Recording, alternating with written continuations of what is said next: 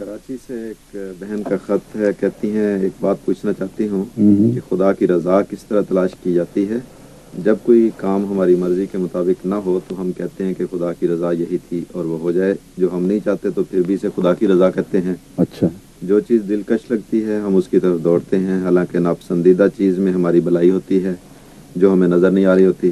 میرا ذہن ایسے موقعوں پہ بھٹکنے لگتا ہے کہ آخر خدا کی رضا کو کس طرح تلاش کروں؟ خدا کی رضا کو تلاش کرنے کے لیے ضروری ہے کہ خدا کی رضا کا پتہ تو ہو کہ ہے کیا۔ خدا کی رضا تو قرآن میں کھول کر لکھ دی گئی ہے، اور حضرت صلی اللہ علیہ وآلہ وسلم نے واضح فرما دی ہے۔ اللہ تعالیٰ کی صفات کا جو ذکر قرآن کریم میں ملتا ہے اس پر غور کریں تو اللہ کی رضا ظاہر و باہر ہو جاتی ہے کہ کیا چاہتا ہے، خود کیا ہے۔ یہ مضمون میں نے بارہا اپنے خطبات میں بھی بیان کیے ہیں۔ یہ موقع ایسا نہیں کہ تفصیل سے ان سارے مضامین کو بیان کروں، گھنٹوں مسلسل اس پر گفتگو ہو چکی ہے، تو آپ ان کو غور سے سن لیجئے۔ اور اگر نہیں تو ایک مختصر بات میں یہ کہوں گا کہ اللہ تعالیٰ نے انسان کو فطرت پر پیدا فرمایا ہے، فطرت اللہ التی فطر الناس علیہا۔ اس کا بہت سے مفسرین یہ ترجمہ کرتے ہیں کہ اللہ نے جو فطرت پیدا کی ہے اس پر بنایا ہے، لیکن بائبل کے حوالے سے اور بعض دیگر مذہبی کتب کے حوالے سے یہ اندازہ ہوتا ہے کہ وہاں اس مضمون کو اور طرح پیش کیا گیا تھا۔ وہاں اس طرح کہ اللہ کی فطرت پر انسان کو پیدا کیا گیا ہے، اور میرا ذاتی رجحان بھی زیادہ تر اسی طرف ہے۔ اللہ کی فطرت سے مراد یہ نہیں ہے کہ نعوذ باللہ من ذالک تمام تر خدا بندے میں جلوہ گر ہو جاتا ہے، وہ تو غیر محدود ہے، وہ تو سب کا سب ایک محدود ذات میں جلوہ گر نہیں ہو سکتا۔ مگر آپ غور کر کے دیکھیں، اپنی فطرت میں ڈوب کر دیکھیں، آپ کو ہر جگہ فطرت اللہ ہی نظر آئے گی۔ اللہ کی فطرت کیا ہے؟ وہ رحمان ہے، وہ رحیم ہے، وہ بعض دفعہ منتقم بھی ہو جاتا ہے، کبھی جبار دکھائی دیتا ہے، کبھی رؤوف الرحیم نظر آتا ہے، رب العالمین ہے، مالک یوم الدین ہے۔ تو یہ اگر فطرت نہیں ہے تو اور فطرت کیا ہے؟ اور آپ کے اندر یہ سب باتیں موجود ہیں، مالکیت بھی ہے، رحمانیت بھی ہے، رحیمیت بھی ہے۔ صرف ایک زائد چیز آپ میں ہے کہ خدا تعالیٰ کی فطرت میں کہیں کوئی ایسا سایہ نہیں جو اس کی فطرت کو مبہم کر دے اور اس پر ایک اندھیرا سا ڈال دے۔ انسان نے اپنے سامنے خود ایسی روکیں بنا رکھی ہیں کہ خدا کی فطرت کا نور جو اس کے اندر بھی ودیت ہے، باہر سے بھی آتا ہے، وہ اس کے رستے میں حائل ہوتا چلا جاتا ہے۔ اور ایسی صورت میں اس نے روکیں کھڑی کی ہوئی ہیں، جس طرح بعض دفعہ شہر میں جب ہنگامے ہوں، پولیس حملے کرتی ہے، فوج آتی ہے، تو محلے والے روکیں کھڑی کر دیتے ہیں۔ کراچی میں بہت ہوتا رہا اس طرح۔ تو یہاں یہ الٹا قصہ ہے کہ رحمت کے ڈر سے روکیں کھڑی کی جاتی ہیں، بجائے اس کے کہ پکڑ کے اور عذاب کے ڈر سے روکیں کھڑی کی جائیں۔ رحمت سے ڈرتے ہیں، اللہ کی فضل سے ڈرتے ہیں، اس کی فطرت سے ڈرتے ہیں، اس کی صفات حسنہ سے ڈرتے ہیں۔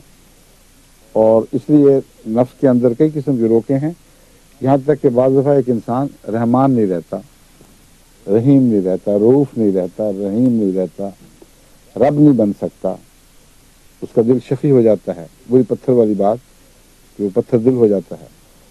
تو فطرت پر پیدا کیا گیا کا مطلب یہ ہے کہ انسان کی معصوم بچے کی پیدائش ان تمام صفات کا مظہر ہے جن صفات کو خدا تعالیٰ نے انسان میں ظاہر کرنے کا فیصلہ فرمایا تھا۔ ان تمام صفات کی مظہر ہے جن کو ہم آدم کی تخلیق سے پہلے ہی انسان کے بلو پرنٹ میں دیکھتے ہیں۔ یعنی خدا تعالیٰ نے یہ فیصلہ فرمایا کہ میری یہ صفات ہیں جن پر میں ایک تخلیق کروں گا، اور ان سب صفات میں فرشتے شامل نہیں ہیں۔ ان صفات میں ایک یہ صفت بھی ہے کہ ہم جو چاہیں کریں، چاہیں تو روکی کھڑی کر دیں تو کر لیں بے شک، چاہیں تو خدا کی بات صفات سے تعلق کاٹ لیں ان کے موجود ہونے کے باوجود ان کو اس طرح کا لازم کر دیں کہ وہ رفتہ رفتہ مرنی شروع ہو جائیں۔ مثلا ایک انسان کو چلنے پھرنے کی طاقت کے لیے عضلات مہیا فرمائے گئے ہیں، ہر حرکت کے لیے انگلیوں کی ہو، ہاتھوں کی ہو، ٹانگوں کی ہو، سر کی ہو، آنکھوں کی ہو، خدا تعالیٰ نے عضلات مہیا کیے ہیں۔ اگر ایک حرکت روک دی جائے، مثلا بعض دفعہ پلسٹر کر کے ہاتھ کو سیدھا کر دیا جاتا ہے، اور اگر 2-3 مہینے مسلسل اسی حالت میں ہاتھ یوں اکڑا رہے گا تو رفتہ رفتہ ان مسل میں ہاتھ ہلانے کی طاقت نہیں رہے گی۔ تو آپ یہ نہیں کہہ سکتے کہ اس انسان کو فطرتاً وہ طاقت نصیب نہیں ہوئی تھی، یہ کہہ سکتے ہیں کہ اس بد نصیب نے خود یا مجبوری سے اس طاقت کو زائل کر دیا۔ بس انسان کے اندر بھی فطرت اللہ کا عکس سوکھنے لگتا ہے، اور عدم استعمال کے نتیجے میں اس میں سے جان نکلنے لگتی ہے، یہاں تک کہ انسان ایک ایسے مقام پہ پہنچتا ہے کہ سبز پتے سوکھ کر پت جھڑ کا منظر پیش کرنے لگتے ہیں، سب اچھی باتیں اس سے اتر کر منتشر ہونے لگتی ہیں۔ یہ ہے اللہ تعالیٰ کی رضا کو سمجھنے کا طریق کہ اپنی فطرت پر غور کرو، اور جو باتیں فطرت میں اللہ تعالیٰ کی صفات کے طور پر پاتے ہو ان سے پیار کرو۔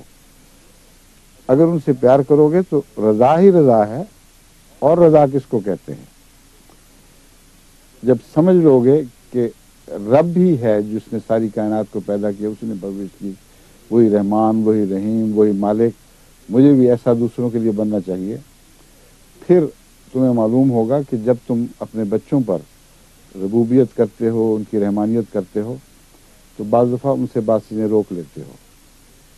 بعض امیر ماں باپ بے حد دولت مند ہونے کے باوجود اس کے کہ وہ جانتے ہیں کہ یہ بچہ جس کو میں پیسے دے سکتا ہوں یہ اپنی دلی مرادیں پوری کرے گا، اپنے ہاتھ روک لیتے ہیں، اس لیے کہ وہ صرف غنی ہی نہیں بلکہ وہ حکیم بھی ہیں، حکمت سے بات سوچنے والے ہیں، اور اس کے نتیجے میں جانتے ہیں کہ بچے کو ابھی سے پیسے دے دے کر عادتیں بگاڑ دی گئیں تو یہ زندگی میں جد و جہد کے لائق نہیں رہے گا۔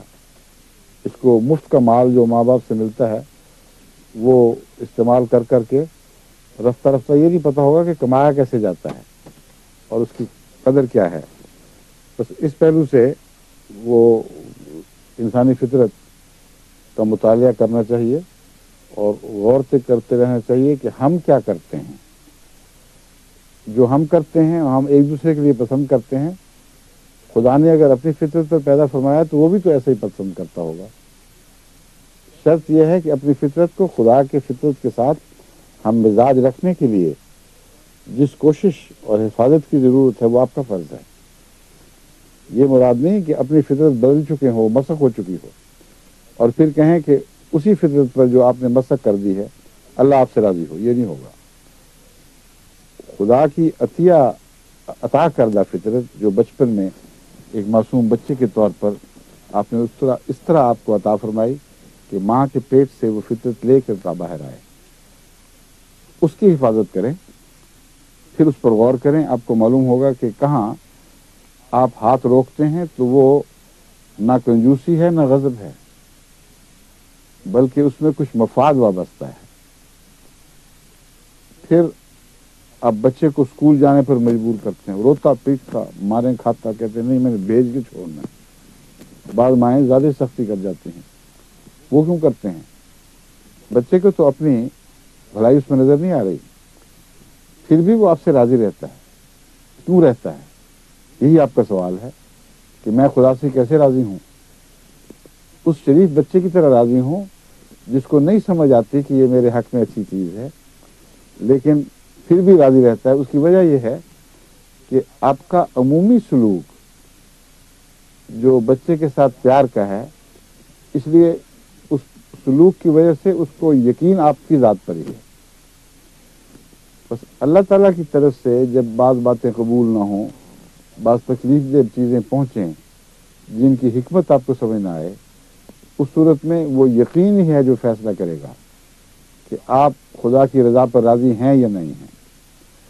اگر وہ یقین کمزور ہے اگر آپ نے کبھی غور ہی نہیں کیا کہ اللہ تعالیٰ کے آپ پر کیسے کیسے احسانات ہیں، اگر اپنی آنکھوں، کانوں اور اپنے دماغ، اپنی حسیات پر غور نہیں کیا، کائنات کو خدا نے کس طرح پیدا فرمایا اور کتنا آپ خدا تعالیٰ نے آپ کے لیے باریک در باریک غور فرما کر بہت سی چیزیں مہیا فرمائیں، یہ جب تک آپ ان باتوں پر غور نہیں کرتے اس وقت تک آپ کو حقیقت میں خدا تعالیٰ کے احسانات کا شعور نہیں ہو سکتا، جس طرح ایک بچے کو اپنی ماں کے احسانات کا شعور ہوتا ہے، اس سے بہت زیادہ اللہ کے احسان کے شعور کی ضرورت ہے، اور اس شعور کو حاصل کرنے کے لیے کوئی مشکل کام نہیں ہے، مشکل بات نہیں ہے، تو ہر طرف اللہ کی رحمتیں پھیلی پڑی ہیں، ان پر غور کریں، ان کو دیکھیں۔ خدا سے پیار کرنا ہے تو خدا کے احسانات پر غور کریں، اور اس صورت میں پھر آپ کو اللہ تعالیٰ کے فضل کے ساتھ خدا تعالیٰ کے احسانات پر، اس کی رحمت پر اتنا یقین ہو جائے گا کہ پھر ناممکن ہوگا کہ اس کی طرف سے کسی تلخی پر آپ ناراض ہوں اور یہ مسئلے پوچھتے پھریں یا پوچھتی پھریں کہ اس بات پر ہم خدا سے راضی کیسے رہیں گے، راضی و رضا کیسے رہیں گے۔ اس کی ایک مثال ایک بادشاہ کی مثال ہے۔ سلطان محمود جو مشہور مسلمان بادشاہ گزرے ہیں، غزنی سے تعلق رکھتے تھے، ان کا ایک بچپن کا ملازم تھا، جسے یعنی اس سے بچپن سے انہوں نے پالا تھا، اس کا نام ایاز تھا۔ اس سے ان کو بہت پیار تھا، بہت اس کی قدر کرتے تھے، یہاں تک کہ جب وہ بادشاہ ہوئے تو انہوں نے اسے اپنا معتمد وزیر بنا لیا، جبکہ وہ غلاموں میں سے ایک تھا۔ حالانکہ بڑے بڑے دوسرے صاحب علم، صاحب ذوق، متمول، بااثر، بارسوخ، بلند مرتبہ خاندانوں سے تعلق رکھنے والے دربار میں تھے، ان کی کوئی کمی نہیں تھی۔ تو محمود نے ایاز سے جو اتنا پیار کیا تو اس پر کچھ جیلسی پیدا ہوئی، کچھ لوگ حسد میں مبتلا ہوئے۔ ان کے متعلق کئی روایتیں آتی ہیں۔ ایک روایت جو میں اب بیان کرنے لگا ہوں یہ بھی اس مضمون کو ظاہر کرتی ہے۔ بعض لوگ شاید یہ کہہ دیں کہ آپ کو یاد نہیں رہا، یہ محمود ایاز کا قصہ نہیں کسی اور کا تھا، ان باتوں کو چھوڑیں، جس کا بھی ہو یہ ایک سبق آموز واقعہ ہے، بس اس کو اس طور پر لے لیجیے۔ محمود نے، جیسا کہ میں بیان کرنا چاہتا ہوں، ایک دفعہ ایک بہت ہی بظاہر اعلیٰ درجے کا سردہ، جیسے آج کل گرما ہوتا ہے، سردہ اس زمانے میں زیادہ رواج سردوں کا تھا، اس کی ایک کاش محمود کو دی، کیونکہ وہ سب سے معزز تھا دربار میں۔ اس سے بات شروع ہوئی، اس نے وہ کاش رکھی اور بہت ہی مزے لے لے کر ساری کھا گیا، اور ایسا اس کے چہرے پر جذبہ احسان تھا، جھکتا تھا بادشاہ کی طرف، شکریہ کے ساتھ ساتھ وہ کھاتا چلا گیا۔ اس کے بعد بادشاہ نے دوسری کاش دوسرے معزز کو، جو نمبر 2 پہ ان کے بعد آتے تھے، ان کو دی، تو انہوں نے وہ کاش چکھی تھی تو فوراً تھو تھو کرتے ہوئے دربار سے اٹھ کے دوڑے، باہر جا کے تھوکا اور واپس جا کے کہا کہ اتنا گندا، ایسا خبیث قسم کا سردہ، ایسا کڑوا میں نے کبھی نہیں کھایا، یہ دیکھو ذرا یہ کس طرح کھا گیا، مجھے سمجھ نہیں آتی۔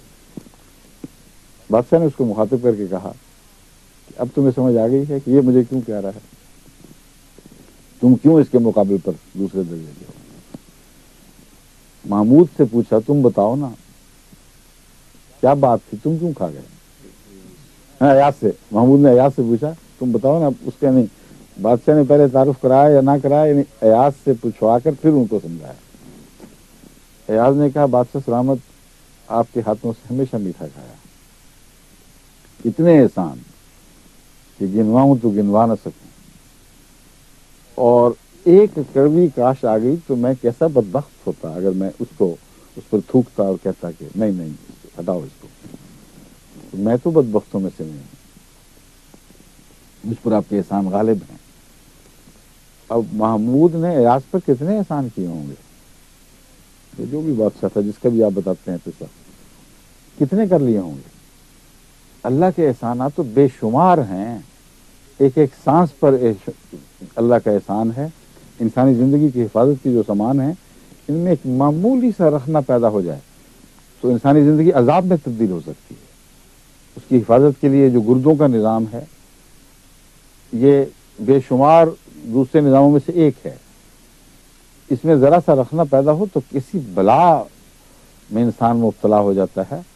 جسم میں بعض دفعہ آگ لگ جاتی ہے، یورک ایسڈ ہائی ہونا ہو تو جوڑ جوڑ میں دردیں، یوریا ہائی ہو جائے تو سخت قسم کی خارش اور بے چینی اور ایک آگ سی لگ جاتی ہے تن بدن میں، اور بھی بہت سی تکلیفیں ہیں.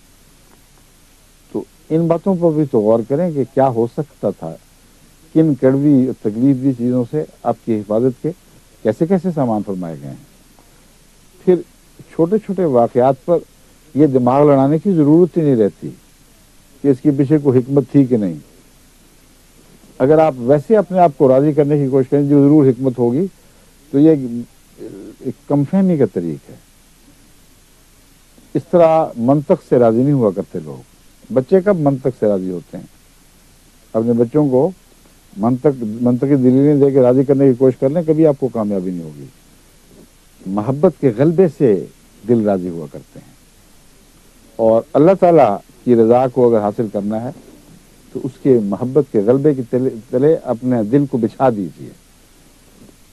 پھر آپ دیکھیں گی کہ آپ کو کبھی اس کا وہم بھی نہیں آئے گا کہ فلاں دعا نہیں پوری ہوئی، فلاں تکلیف پہنچی تو میں خدا سے حکمتیں طلب کروں کہ بتا آخر اس میں کیا حکمت تھی، یہ چھوٹی سی معصوم بچی کیوں ایسے پیدا ہو گئی، مجھے ہی کیوں چن لیا گیا.